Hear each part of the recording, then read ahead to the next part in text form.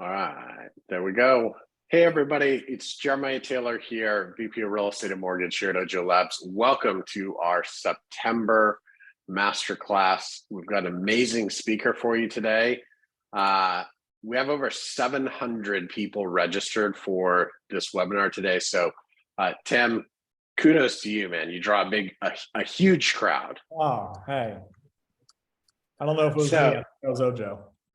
Yeah. Well, hey, whatever it is, welcome. For those of you joining, we're at 165 people already have joined. Welcome to our September Masterclass at Ojo. My name is Jeremiah Taylor. I'll be your facilitator for today. As y'all trickle in, drop in chat there, just like Mike Chang did, where you're from. Say hey, tell us where you're coming in from today. Love to see all the people coming in from all over the country. Let's see, Orange County, Denver, DFW, Utah, LV, Des Moines, Scottsdale. Oh my gosh, that is going so fast. I feel like I'm watching, I need to be the Micro Machine Man to read this. It's so fast. This is amazing. We're at 174 people. I see Seattle. I just saw Stephen Cooley's name go by. Metro DC, McAllen, Texas, New Jersey, Davenport, Florida, Paso Robles. All right, Bernadette, we're going to be friends. Y'all, there you go. Bozeman, Lansing, Chicago, Charlotte. All right, we got 184. For those of y'all using the Q&A, that's awesome. I'm going to just click through those. Davenport, Maui, Roseville, Eduardo from Atlanta, DC, Venice, Florida, where the hurricane hit. Wow. Frisco, Kansas, Dallas. All right, feels like we're stabilizing. We got about 187. Hey, for those of you just joining us, my name is Jeremiah Taylor. I'll be your facilitator today on the Ojo team. We're excited to bring you this September Masterclass. All right, Julie, I think we're stabilized right here around 188. Let's get this going today. So again, welcome. My name is Jeremiah Taylor. I'm here on the Ojo team. I'll be your facilitator for September's Masterclass. We've got an amazing guest for you today. We're going to do a little bit different format. Tim and I are kind of going to have a conversation, and we're going to leave a little bit more time at the end for some Q&A. So if this is your first Masterclass or you haven't done a lot of these Zoom style webinars, we'll just do a little housekeeping before we get started. Number one, we have a little fun in the chat at the beginning with where we're from, but as we go, you'll see if you hover at the bottom of your screen, there is a Q&A button. If you could please put any questions that you have for Tim or myself or anybody on the Ojo team into that Q&A box, that helps us most intelligently keep track of those at the end. We are recording today's session. You shouldn't have to worry about being muted. We've got it set up so that only the facilitators here can talk. But in the event that you have to leave early, or something comes up, don't worry, you won't miss out. But I promise you're going to want to stay for the whole thing because this is going to be a great conversation with Tim today. And finally, just a thought. We were talking in the prep session before we came in about what we're seeing in the media. With our friends in Florida and all up the Eastern Seaboard now. And I just got to say, our thoughts and prayers are with you folks. At Ojo, we shut down a lot of our Florida ops yesterday to try and give you all headspace. Please don't be shy about reaching out to our concierge and support teams for anything with your real estate transactions, even though we know that is very likely the last thing on your mind. Our thoughts and prayers are with you, friends. And we send nothing but good energy to all of our brothers and sisters there in Florida. And we hope that this thing clears quickly. And we know that we're a strong community that will ultimately build back better. So thank you for being here with us today. We appreciate each and every one of you. And Tim, you ready to get started? Let's do it. All right. So for those of you that don't know Tim, our guest for today's masterclass is a gentleman by the name of Tim Heyl. Now, Tim started his career as an individual real estate agent, just like so many of you on this call. He quickly became one of the top 5 real estate producers in the world, right, Tim, for Keller Williams Realty International? Yeah. Yeah, no small feat there. He went on from there to found the Heyl Group, who over 3 consecutive years, they were in the Inc. 5000 fastest growing private businesses and in the Wall Street Journal's top 100 fastest growing businesses. After their national expansion in 2016, Tim's journey actually led him to become the founder and CEO of a company called Homeward. And we're going to talk a little bit about Homeward today. Tim also holds the title of Entrepreneur of the Year for 2022 for the Central South region. So we are extremely blessed to have Tim on our masterclass this month. I'm so excited to share your knowledge with our team. Welcome, Tim. Thank you. You found a lot of fun stuff about me online. That's great. I love it. Thanks for having me. I'm happy to be here. That's awesome. Well, hey, like I said, we're super grateful. And I think a lot of agents here, they see agents like you, that you've achieved this level of success. And I'd love to go all the way back to the beginning with them. And like, how'd you start in real estate? Like, tell us about like going from that first transaction to like starting to become a successful individual. Yeah. Well, my first transaction in Millwood in Austin, Texas, I'll never forget it. It was my aunt, and it was a layup, and I thought real estate was going to be easy, and I was going to make a bunch of money. And I my first year in the business, I got in and I graduated college in 2009 in May, and it was probably a lot like the market will be, I don't know, maybe 3 to 6 months from now. It was the average days on market in 2010, my first full year in the business, was in Austin, which, is a pretty hot market, was 180. And so it was just a very, very different market than we all experience today. But I didn't know anything about real estate. I didn't even know what average days on market was. I was trying to learn how to use the MLS and, figure out the basics. And I spent the first 6 months, I was living with my parents. I had no money, and I honestly didn't really know what to do. I would show up at the office every day, trying to find stuff to do, trying to be really proactive, but not really knowing what to be proactive with. And I got registered for a sales seminar that taught me about expired listings. And in that seminar, I'd never had a sales job in my life, and I had never been in real estate in my life. And so in that seminar, I learned both what an expired listing was, and I also learned how to get them, how to get access to them.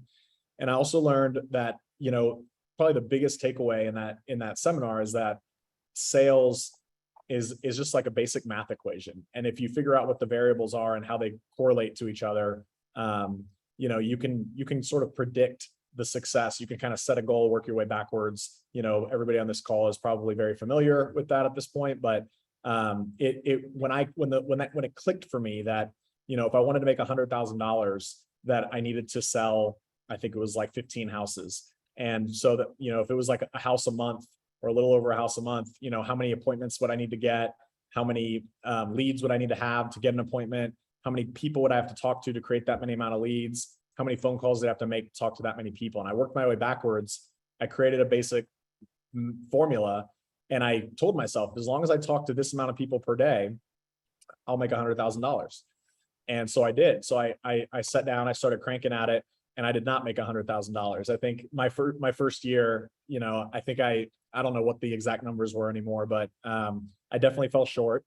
But I had built up this massive pipeline of qualified leads, and maybe the optimist that I am, or maybe just being ignorant, I felt like that while I didn't hit the number that I wanted to hit, I have talked to so many people who want to sell their house that are happy for me to follow back up with them and have told me when to do it. And so I just kept at it. And I think my second year, man, it's been so long, but I went from selling maybe 10 houses to selling I think my second year was 70 houses. And then my third year was 150. And then after that, it was 400. And I started putting my team together. It just started taking off. And what's funny is I didn't really ever do anything different. It's just that it all compounded. I still made my same amount of conversations every day, got my same amount of leads every day. And over the course of multiple years, it started stacking up on top of each other and just got to this point where it became explosive. And so there's a lot there, right? That's amazing that you just did one thing and you stuck with it and you had the tenacity. I think a lot of agents, they get on a path, right? And then they shiny object their way through it. And ultimately that distraction is quite expensive. I'd love to hear you talk about two things. One is, how'd you stay focused? How did you keep keep yourself narrow on those key activities. And then second is, as you started to scale up, there's this natural pivot that agents have to learn how to make, called like going from doing business with your aunt to doing business with people you've never met. And it's a different set of skills. Yeah. So like, just talk to us about those two things. Yeah, and I didn't have any of those skills. I hired a coach, and I remember I remember telling my coach, like, every objective that a real estate agent gets, I would just ask him, and I would just say, like, hey, this is what I'm hearing. He's like, oh, I have the perfect rebuttal for that. Let me talk you through it. So it took about a year of like getting those down. But to answer the first part of the question, for whatever reason, I think the reason is because I listened to a lot of Gary Keller, and Gary Keller like preached this message that, if you focus on the right lead generation every day and you do it consistently, that it will pay off over time. And I just believed that. And so I had taken enough time to set up my own game, which was, how many conversations do I need to have every day? How many appointments do I need to set every day? And I just believed that if I was consistent in that, it would pay off over time. And by the way, like, somebody told me I had these big goals, and one of my coaches told me back at the time, they said, you will probably be disappointed in what you achieve in 1 year, but you will be blown away by what you can achieve in 5 years. And I don't know how, I guess I only remember it because it ended up being true for me. I didn't hit the targets that I wanted in the first year, but 5 years later, my world was so much bigger than anything I had ever imagined for it to be when I had gotten started. And so I was just committed to those inputs. And I've built many different sales teams since I was doing that myself. And it's always been the same thing. It's like, what is the daily commitment that has to happen, such that by doing that, all the other dominoes will just fall into place? And then how do we laser focus on that daily commitment?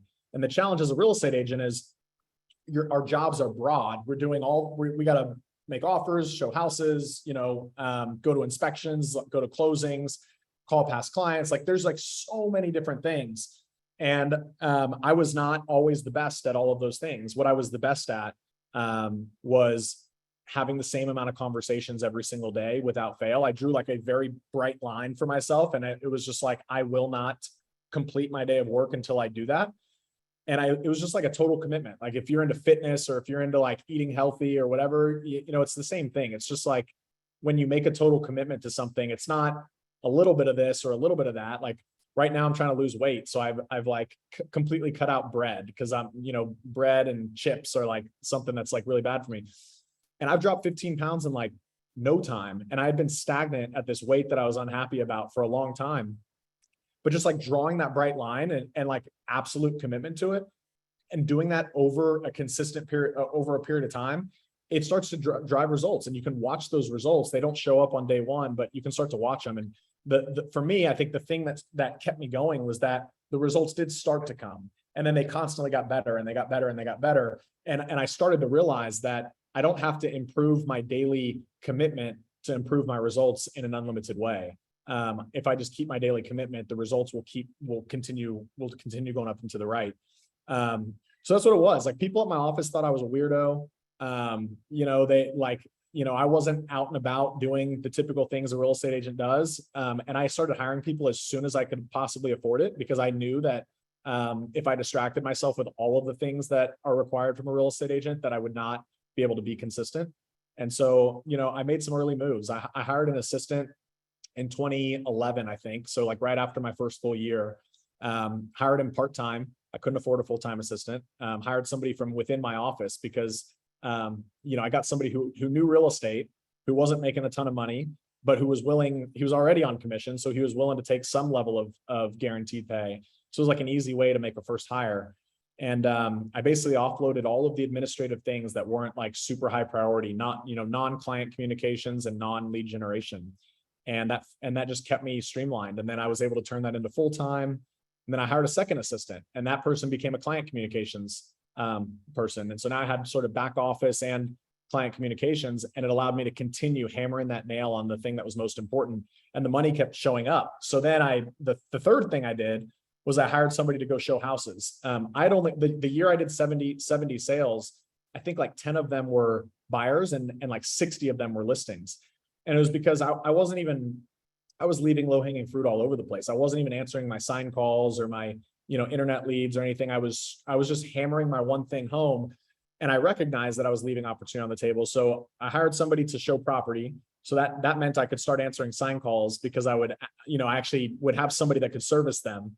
But I maintained kind of the sales job of it. And then over time, I worked on turning that person into a full-on buyer's agent who would then take those sign calls and manage that part of the sale. And then I hired a third admin. So then I had 3 administrative support and 1 buyer's agent. It was just one piece at a time. I kept cranking, and maybe 3 years into it, probably I hired my first inside sales person, and I didn't stop doing the job then either. I literally was just side by side with them doing it together for about 6 months. And, I had become a machine at the time. Like I couldn't do this today, but I had gotten such into a rhythm that I had literally become a machine. So what I was doing in half a day, it would take this person to do in a full day. But as soon as I got to that place, I went, well, I've now replaced what I was doing. It may take them a full day, but I've now officially replaced it. And then I stopped. And so I pulled back. And that's when I was able to, I basically had a full 50 hours a week again. And the nail was still getting hammered every single day.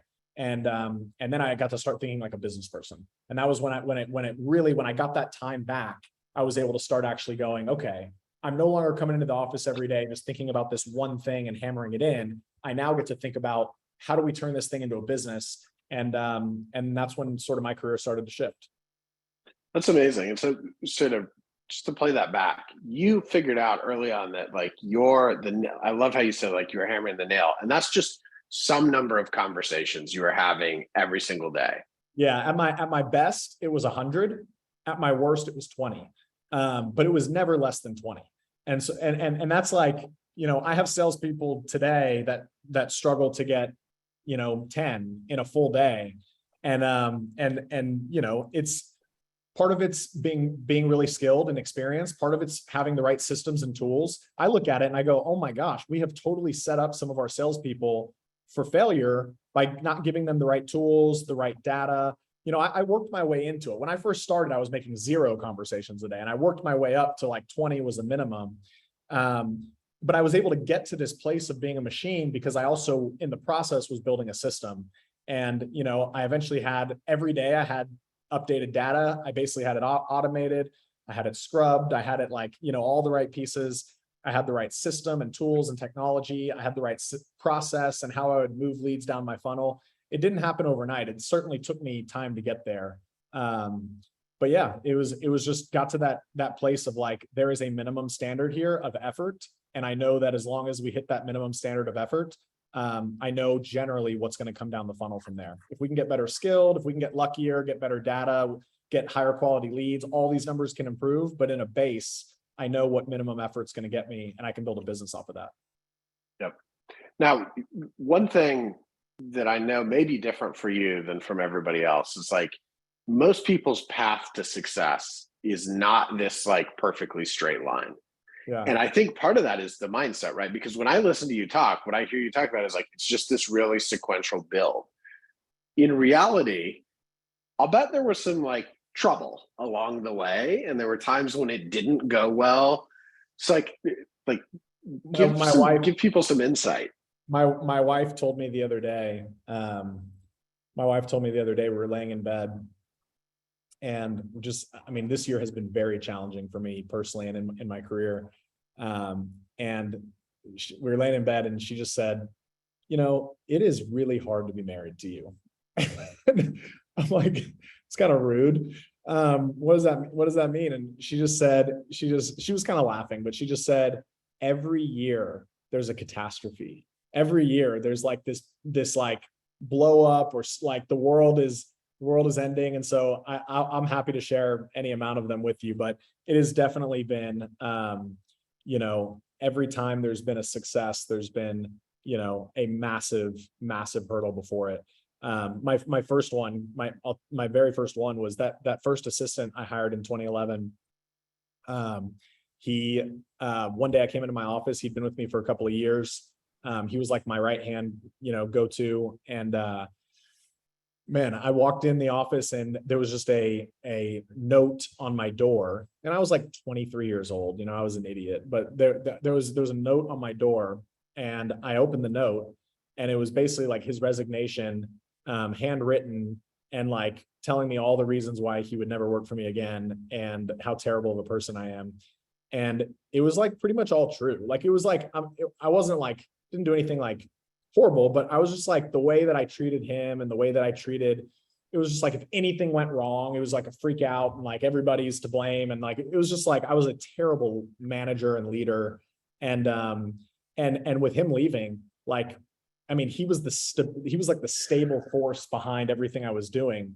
And so it was like a big blow up, and it took me a while to like rebuild and get things back together from there. He and I are friends today. I went to his wedding, and it was some relationship rebuilding after that. But that was if I go back, that was like the first blow up that happened, and it was self-inflicted.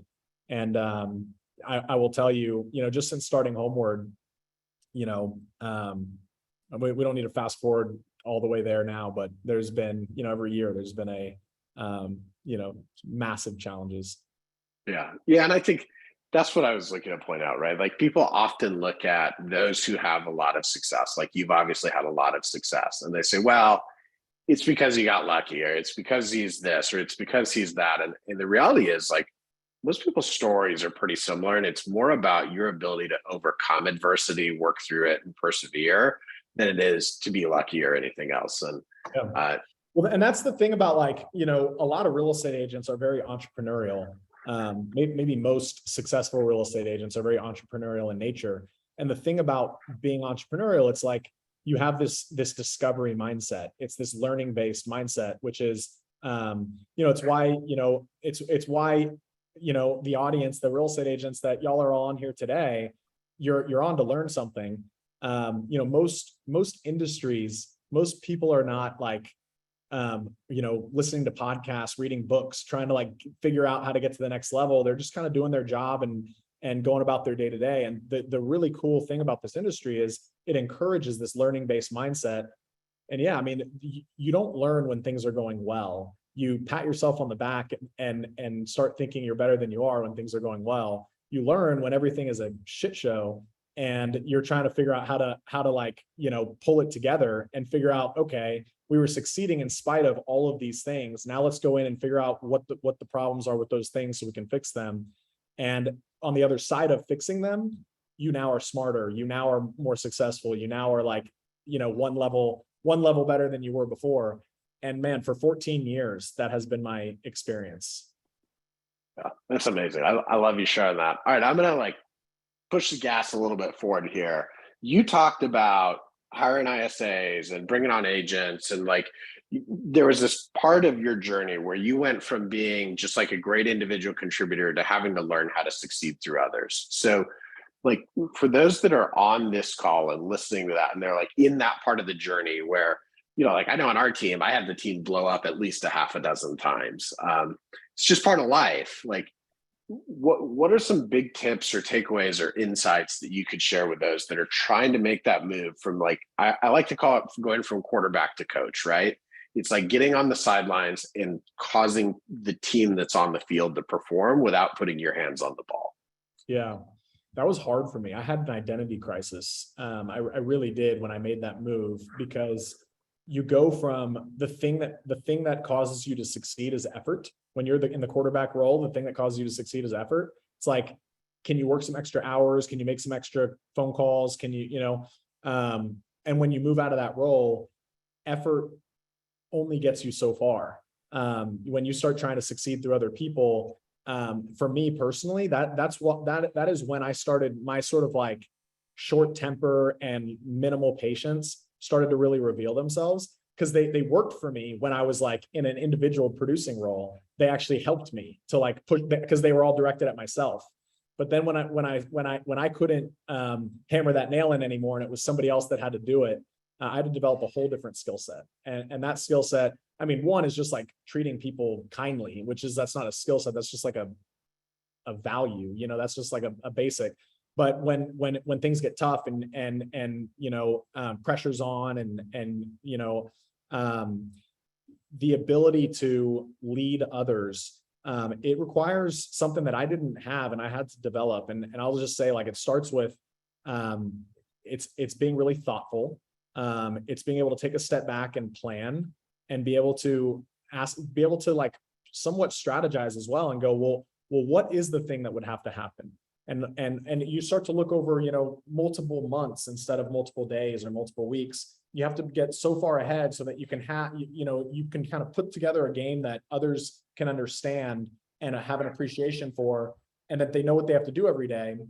And then you've got to set up compensation plans so that they're incentivized in the right ways to do what they need to do. And then you've got to give the right training and coaching so that they're empowered to do those things. And, you know, if any of these pieces are missing, you know, you're going to have some clunkiness. And, you know, we've pretty much always had clunkiness on my journey, but, you know, just starting to take a step back and work on that new skill set of, getting ahead of the game, being able to clearly communicate with people and figure out how to set other people up for success and encourage them in that. And then the challenge there is you have to be able to figure out who are the people that have potential, but maybe part of the system isn't right. And who are the people that just aren't, you know, aren't putting in the effort or aren't playing to the level that they need to. And sometimes that's hard when things are moving really fast. It's hard to know which is which and what's what. I've made a lot of mistakes in that along the way as well. Yeah. Yeah. So there's a good question in the chat about delegating, holding agents accountable, conversion rates, like lead caps. Like, can you do a minute of just like, how'd you think about that? Is there a technology or system that you felt like really helped that? Any insights? Yeah, you know, I have not been managing my real estate team directly for some time. So all of the coolest kid technology that's out there today is probably well beyond me. But you know, what I did is the very first thing I did was I realized that what I was doing, it's going from, you know, what Gary Keller calls going from E to P, going from entrepreneurial to purposeful. I had built a system that worked really well, but I built the system for myself and I was running it myself. And I was very accountable to myself. And so once I started putting other people in the game, I started to realize that I don't have a full system that other people can play to. And so, man, I developed the rules of the pipeline. That's what I initially called it. And so the rules of the pipeline were like, you know, how long, what are the statuses? What has to be true for a lead to be in that status? How long can a lead be in that status for? You know, all those types of things. And I had it was like the 10 commandments. And then what I did is I hired somebody and I literally gave her a sheriff's badge. And I said, you're the pipeline police and your job is to like manually audit these rules. And of course she came in, that was 8 years ago. She actually runs my real estate team today. But she came in and, you know, at first she did exactly what I told her to do manually, but over time she got a lot smarter. She created automation and she used the basic tools that existed. We wasted tons of money trying to build out our own stuff. And, I cannot even tell you the amount of money that I wasted trying to overcomplicate things. But just having one person who just basically managed, you know, there's like playmakers and game managers. I was kind of the playmaker. I'm like, figured out generally what we need to do, how it needs to look, you know, got everything kind of up there. But you've got to have somebody that's able to manage the system over time to make sure there's consistency. And when I finally had that person and that person was managing the system and making sure that we had like pipeline cleanliness and that we had an actual game, because you get a CRM and you think that, at least I used to think that, oh, the CRM must have like a way that it's like supposed to go. And what I realized is like a CRM is built for functionality, but you have to decide how you're going to use it and what the standards are around how it's going to be used and all those pieces. And so once I finally realized, okay, we're going to like concretely decide what those standards are and have somebody manage to that thing, it started to drive consistency to a game that other people could play to. And that's when I was able to actually get my team really into performance mode, where I had, maybe 2015. I mean, I had probably 7 or 8 agents that were all doing, I don't know, 40 to 60 units a year, like pretty consistently. It was a small team, it was a tight knit team, but everyone was following the same system, doing the same things, held to the same standards. I mean, though I look back at that time, and that was a glory days for the Heyl group, for my real estate team, because as we got bigger and moved into expansion, we started tripping over ourselves. And this is another lesson, by the way. I'll say two lessons that I learned because I got it right myself, and then I built it into a little team and messed it all up. And then I got it right again and had a high performing team. And then I started to expand and I messed it all up again. Basically every level I messed it all up and had to sort of like redo it. But one of the things that I know to be true is, at least for a real estate team goes, don't hire more there's like a brokerage model and there's like a team model. And a brokerage model is all about agent count. How many agents can you bring on? Because they all have their own books of business, and you'll do more deals if you bring on more agents. But a real estate team, like a pure real estate team, it's not that. It's about how many leads do you have? How many quality leads do you have? And that should determine how many agents you bring in. And of course, most teams are a hybrid of the two. But what I learned is, number one, don't hire more agents than you have quality leads to service, because it will create challenges. It will at least for me, what it did was I as we went into expansion mode, I started bringing on all these agents, and I didn't realize what I was doing. But let's say my quality lead count was here, and I used to have this many agents, and then I had this many, and maybe my quality lead count was going up, but all of a sudden I had this many agents and this much quality lead count. And so now I had pressure around the splits that I was paying because everybody wasn't getting enough love on deals. I had questions around the whole culture of the business started to be put in question. And then I started giving in. I started giving in a little bit here and a little bit there. And I looked up a couple of years later, and the whole thing was a mess because I had changed who we are, and the business had an identity crisis because we had changed who we are. And I went from 100 agents down to 30 agents. I ended up reducing the team. This must have been back in 2017, probably. I went from 100 agents down to 30. And the year we had 30 agents, we outperformed what we did with 100 agents. And that is when I got back to who we were. That's when we got back to who we were. And since then, that was in 2017. We now today have about 100 agents, and we're doing 4 times the business, maybe 5 times the business. I think last year they did 20 million in gross commission income as a real estate team. And I think when we had that same count of agents in 2017, we must have been doing like 5. Yeah. So, we had to figure out how to get back to our roots, and our roots were based around a sales process and not around hiring agents for them to come in with their own books of business. It was about us developing leads, qualifying those leads, handing them to agents, and everybody following the same sales process. And so we finally got back to that, and the team has done a great job since then. That's awesome. There's a good question in the chat, and I think there's a good spot for you to build on this. And then I want to move us into the prop tech side of your journey. The question is from Scott O'Brien: what were some of the qualities you look for as you made the transition to building a team? And I think what he's asking for is I find that really successful people that have interviewed a lot of people, like you likely have, start to find certain characteristics that you anchor in on. And you're like, when I see this, I feel real good. When I see that, I run for the hills. Would love to hear any of those insights. Yeah. There's a couple of things, just super high level. You're looking at behavioral styles, you're looking at motivation, and you're looking at experience. Experience is going to tell you, A, do they have any skill sets that are relevant to what you need? And then B, experience is also going to give you an idea of what the future trajectory that they're on is. And so the more you can wrap your head around where they've been, the better of an idea you can get on where they're going next. So hearing all about their story and their life, but not just to build rapport, to actually chart out, what their success curve has actually looked like.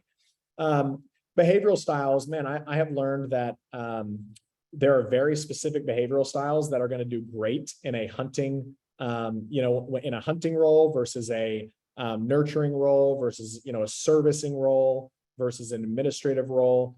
And, you know, it's just, it's like putting trying to put a round square in a round hole, whatever the Square saying. peg in a round hole. Yeah, like the most simplest of behavioral assessments, the DISC, you know, you don't put a high C into like, you know, a buyer's agent, you know, into a buyer's agent role. Like it is true that there are buyer's agents that are high C's that are high performing and really good, but you would never build a model off of trying to find the needle in the haystack there. And so what I learned is like, you've got to get really clear around what is their natural behavioral style. Is it, you know, is it like hard driver? Is it, you know, gregarious, wants to be talking to people? Is it, you know, the nurturing service-oriented person? Or is it like the detail, like analytical person? And being able to really understand that about a person early on is like just an early, easy way to do things. And then motivation, like what are they motivated by and how motivated are they? And like sometimes if it's like you're hiring a, you know, like a listing coordinator, you don't need somebody that's trying to take on the world. You're trying to hire like an inside salesperson, you know, that's very different. So anyway, that's some basics. And then when I look into, and the other thing too is like, I'll say I used to hate the part of hiring that we call reference checking. I hated it because it felt like an administrative task that never got me any value, because everybody I called basically just told me nice things about the person, and it took forever to get them on the phone and actually get, you know, those conversations to happen, and I was busy. But what I've come to really appreciate over time, maybe the singular best thing, the thing that I rely on more than anything, is I just call it back channeling.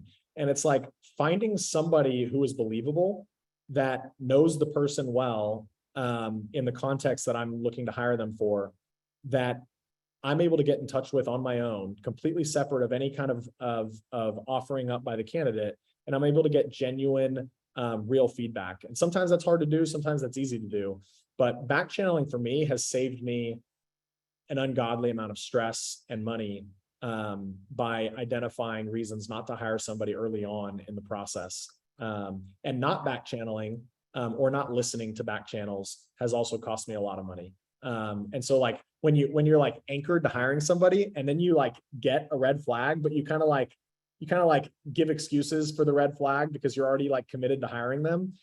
You know, I look back, and every time I've gotten a red flag later on in my relationship with that person, I've gone back and gone, why did I not, I heard that, I knew that, why did I not double click into that more? So anyway, I don't know if that fully answers the question, but. No, that's amazing. And I think we've all been guilty of that level of bias, right? If you make a decision, then you seek evidence to support your decision rather than interrogate the evidence in front of you. So, yeah, exactly. So let's jump to 2018. I love the Homeward story, and I don't want to tell it for you of like how it came to be and how you started. So for those that don't know Homeward, give this the founding story and a little bit of insight into why and how you did it. Yeah. Well, Homeward, basically agents use Homeward to help their client buy before they sell. So, you know, your typical list buy scenario where, you know, you're in that chicken or the egg situation. Homeward, you basically homeowners can use Homeward's money to go lock down the house they want to move to it, and then worry about selling their house on the back end. So we just kind of flipped the process around. You know, so what happened for me was the Heyl Group was like finally getting back into its groove, getting things right again. And one thing I also learned about myself is that I'm an entrepreneur. I'm a starter.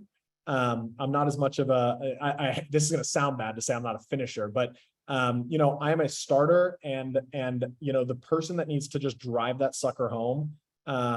I have learned that I have always been about moving on to the next. And in my earlier days, I moved on to things that weren't connected. And so I was like really distracted and ended up having a lot of mediocre performance because I was doing title and I was doing home building and I was flipping houses and I was still at my real estate team and I was doing like 19 different things. None of them were connected. So what I've learned, once I pulled all that back together, and it took me years to get focused again, I learned that my skill set is to get the next thing going. I just need to make sure the next thing is like building on the last thing and that they're all connecting well together. And so I realized with the Heyl Group, my business partner, Matt, I mean, he is literally the greatest leader I have ever worked with. And I realized that his skill set and mine are not the same. They are different. And this guy knows how to like lead an army, and every day, day after day after day after day after day, and just hammer it home and drive results over time. And so we decided, we were sitting talking to each other, and we were trying to solve the same problem that we've always tried to solve since day one, which everybody on this call is trying to solve as well, which is how do we drive consistent business in a more scalable way than we have today? And we had a good model. The Heyl Group still has a good model, but it's very much based on outbound prospecting and us waking up every day and putting those numbers in.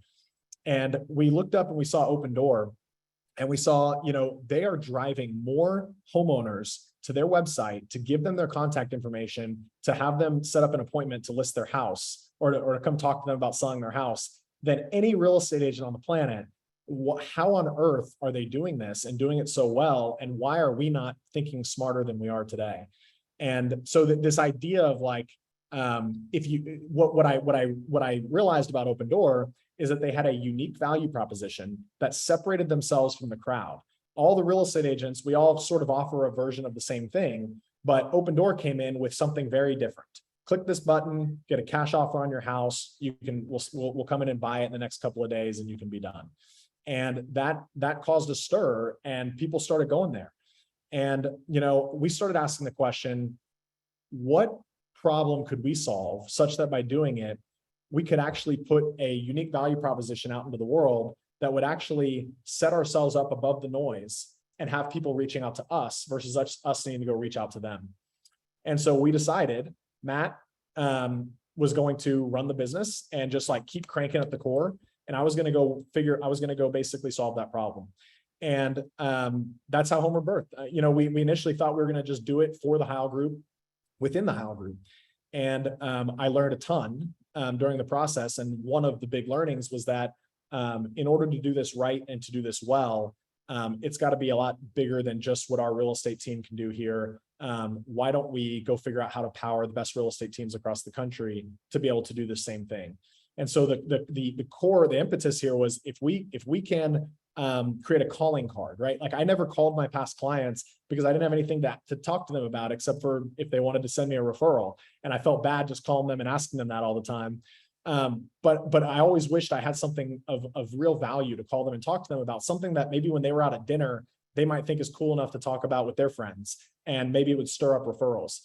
And so I went and thought about every problem that exists, from thousands of transactions we've done, came up with a big list, and ultimately landed on this chicken or the egg, this idea that, it's a pain for homeowners to list their house and try and time the transactions appropriately. And contingent offers aren't widely accepted if you haven't sold your house already or put it under contract. And so I decided to go work on that. So we took a Heyl Group client, somebody who was looking to move, and I used my own money and I bought the house that they were trying to move to. And I immediately gave them a lease agreement and a contract to buy it back for the same price, and allowed them to move into it. And then we listed their house on the back end, got it sold. And anyway, it's a short story, but it worked. It worked so incredibly well that I pulled my stuff together and I kind of put a business plan in, and I got cranking. So in January 2019, we closed our first transaction, and the business has been cranking ever since. And so today, what are we? September of 2022. You're in how many states, doing how many transactions with Homeward? Yeah, we're about to launch California. We haven't quite launched it yet, but otherwise we're in Oregon and Washington. We're in Texas and Georgia, Colorado, Arizona, Florida. So a lot of the big states. We'll be coming to all the other states eventually. We're working on that, but we're doing billions of dollars in volume. I don't know exactly what the numbers are, but the business has grown very fast. And one of the reasons that it grew fast is, we at first had some trouble getting agents to wrap their heads around this idea of buy before you sell, use Homeward's money. It's kind of funky, it's weird, it's different. How do I explain it to my client? And then the market got hot. before the market got hot, what happened was we grew like a weed. January 2019 to January of 2020, the business was on fire. And I'll save all the gory details, but I almost had to shut down the business. We had signed a term sheet to raise a bunch of money, and then COVID hit, and all of our capital facilities got pulled. And so because of that, our investor wouldn't invest the money into the business, and so then we were going to run out of money, and we had to basically go on pause for 2 months. Sorry,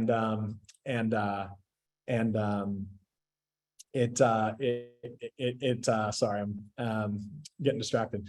We had to go on pause for a couple of months, and we had 24 employees at the time, and I had a plan to shrink the company down to 6. And I told the 24 people that unless we get this funding in the next like 30 days, we're gonna have to shrink the company down to 6. And it was one of those stressful times of my life.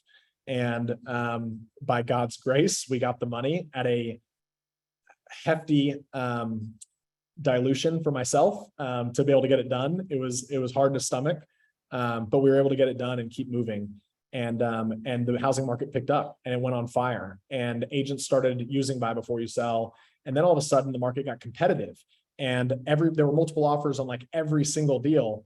And all the agents that were working with Homeward, they would come to us and they would all ask the same thing. Can I use the Homeward offer for my first time buyers?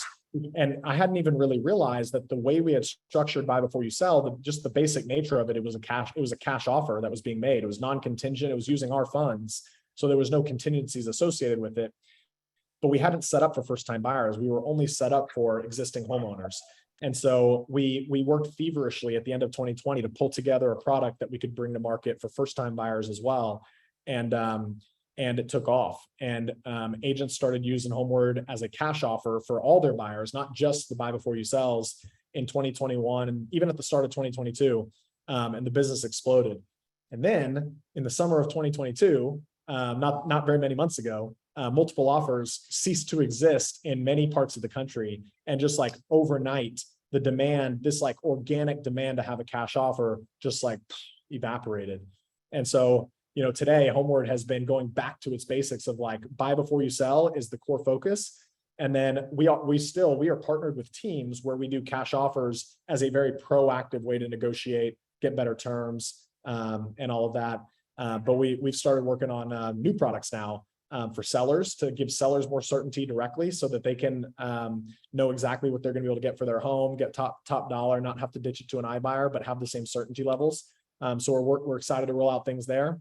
And then we've also launched our first affordability product where we provide down payment assistance for, right now it's for low income households only, but we'll look to bring it to everybody in the future, to basically help people to afford to buy a home. And so, when I think about Homeward, like what we're really doing, we're really trying to do two things. We're really trying to do one thing, which is remove a lot of the stress that exists in home buying for home buyers and sellers. And a lot of that stress comes from not having certainty. There's all these contingencies. A seller doesn't know what their house is going to sell for, or when it's going to sell, or how long it's going to take.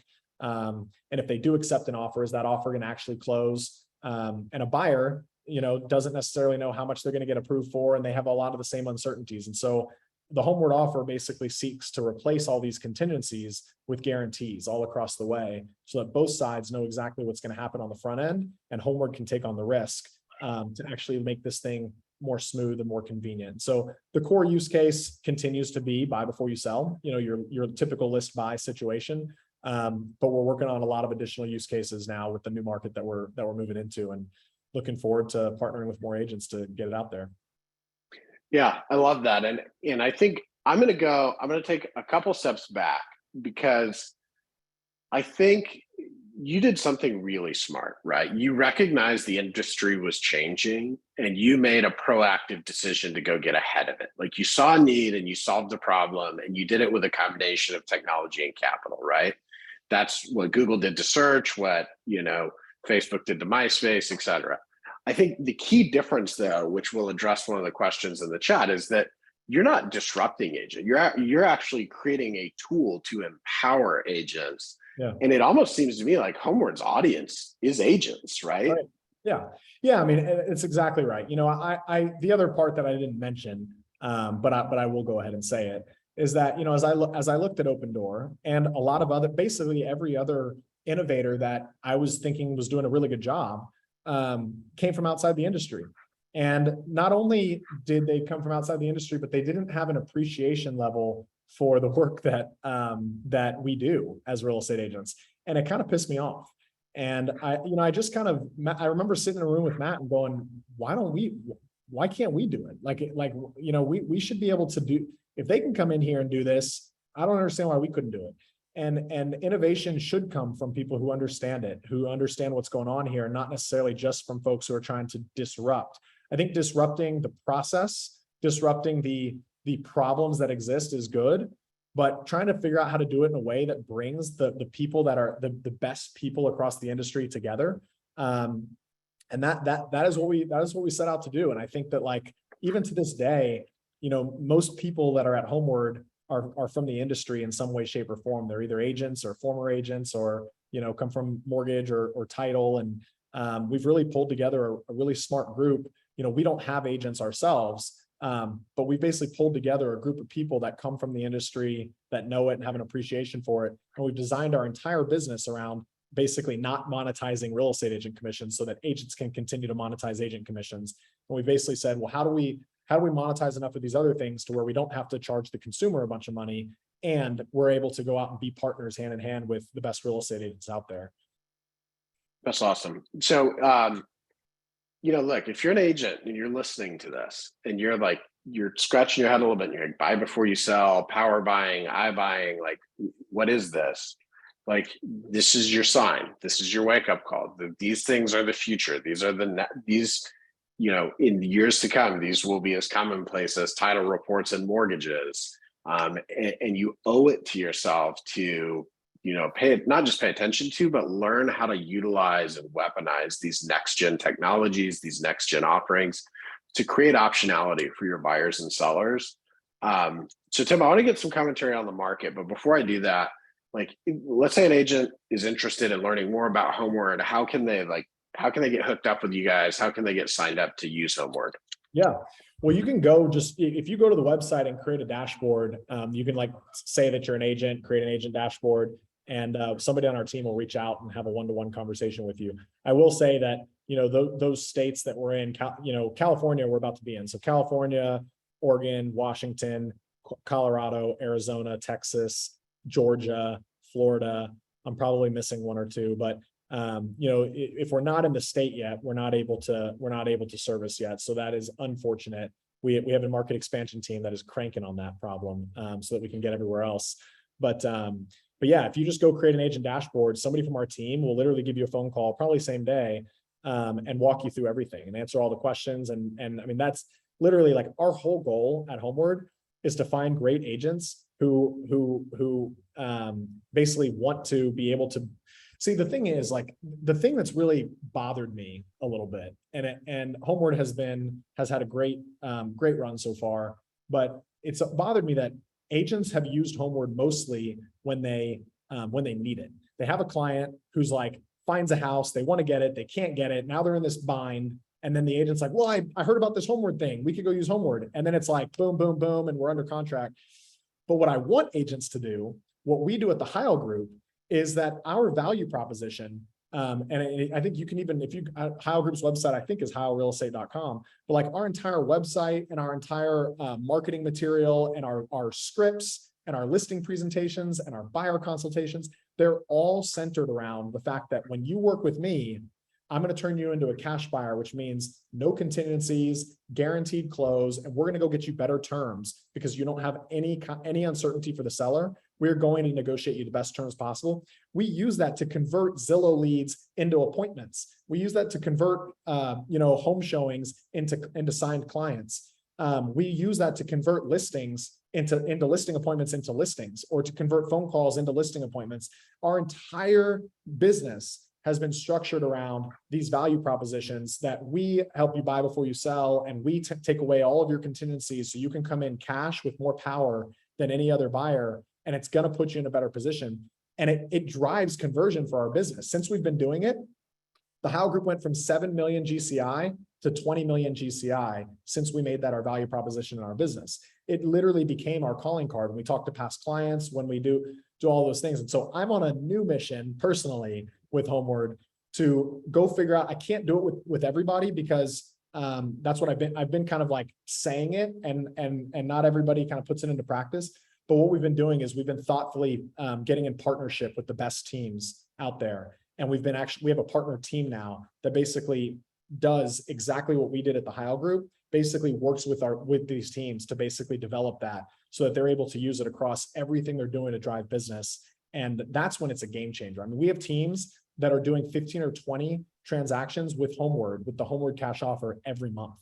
And it's not because they happen to be getting all these buy before you sells. It's because they are driving it in their messaging and they're attracting it. And a list buy is like the best type of client you can get, right? It's like, it's dual sided, it's 2 commissions. It's like, it is the best value proposition to take to market. It attracts the highest quality, higher price point, double commissions. It drives referrals because people like to talk about it because it's unique and it's interesting and it solves a problem that most people generally get. It has been incredibly effective. So I'm on a new mission to help real estate agents and top teams make it their driving value proposition. That's awesome. I love it. Now, here's what I'm going to say. We have a lot of Q&A and we have 3 minutes. So, Tim, a lot of these are really specific questions about things that you all did on your team. Can I put you on the spot and ask that if we put these in an email to you, can you have somebody on the team just comment back to these and we'll send them out? Yeah, we can do that. Okay, awesome. I want to hear how you're thinking about the industry, how you're thinking about the current economic climate, and like with your agent hat on, what are you doing right now to make sure that the way you close out 2022 and go into 2023 is the absolute most successful it can be? Yeah. I mean, quite honestly, I just go back to what I did in 2009. In 2009, I didn't know any better. I was 21 years old. I didn't have any past clients. I didn't have no like people who owned homes, at least in my mind, wanted to trust a 21-year-old kid, especially one that they knew who was kind of an idiot, in high school and college. And like, I don't think that like, I wasn't going to get a lot of value by just like expecting business to come to me from my sphere. I had to hit the ground hard. And I found these expired listings. And I think that there weren't a lot of expired listings probably in 2007 or 2008. And so I just happened to like be early at it when it started coming on the rise, but like they're coming again. Expired listings are coming again. For sale by owners, they're not selling, they're sitting on the market. And so all that opportunity that existed back then, it exists again today. And it's going to exist more and more every month as goes by. And what I'll say is like, I built my business. I came in as the lowest producing agent in my office. And within a few years, I was the highest producing agent in my office. And then one of the highest producing agents in Keller Williams. And that happened because I drove the same effort, and the effort that not just randomized effort, but something that I knew if I do this thing enough times every day and I do it every day, it's going to add up and it's going to drive those results. And while everybody else was floundering around, 2009, a lot of agents were just spending a lot of time complaining because things had changed, things were different. And I didn't have anything to complain about. And so I was just hammering it home every day. And I would just say like, this is what I'm doing at Homeward. By the way, guys, Homeward has been like, we got rocked. We had buy before you sell continues to be as strong as it ever has, but a big piece of our business was helping agents in multiple offer situations. And that just went poof. And so we had to buckle down and go, hey, we got the same problem as any real estate agent has, which is that the market has changed and it's changed on us too. So at Homeward, we are literally going back to the basics and going, well, how many agents are we talking to every day? Well, are we talking about the right things? Are we bringing the right value to those conversations? And we're literally going back to the very basics of what I did in 2009. And we're making sure that we're hitting on all those things and we're driving consistency to it so that when January comes and the buying season starts to pick up, we've got 3 to 6 months of having done the right things and that we're going to get the volume that's needed. And we're going to start catapulting the competition. And I think that every agent has that opportunity today. Every team has that opportunity today. But if you're not already doing it, you're behind, and you got to really get focused and really figure out what is that thing that we got to drive home every day, such that by doing it, the dominoes will start to click.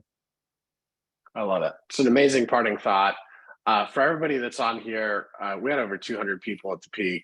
I'm sure some people had to go. We will send the recording out to you all in the next few days.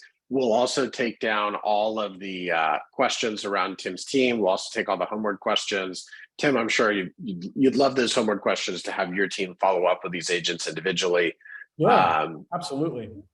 Let's get a list. Let's get a list. We'd love to, or by the way, any of y'all, please feel free to go to the website and just create an account. It takes 5 seconds and somebody will give you a shout. Awesome. Yeah, it's homeward.com. We put it in the chat there. We try to get you all some links out to Tim's page. Thank you so much for spending the time with us today, Tim. This is an excellent investment of time for anybody that listened. I love what your message, I love what you all are doing at Homeward. Thank you, thank you, thank you. Absolutely. Thank you for having me. I've enjoyed it. Awesome. All right. We'll see everybody next month for our October masterclass. Julie, do we want to tease out who our speaker is for next month? I think we do. Lawrence Yun, who is the chief economist for the National Association of Realtors. Dang, that's a lot more interesting to me. I'm gonna join that one. No, I don't know. We'll see. We're gonna have to like over under who gets more pull. But all right. Thanks again, Tim. Everybody, thanks for joining. Tim. Y'all have a great rest of your week. Talk to you soon. Bye-bye.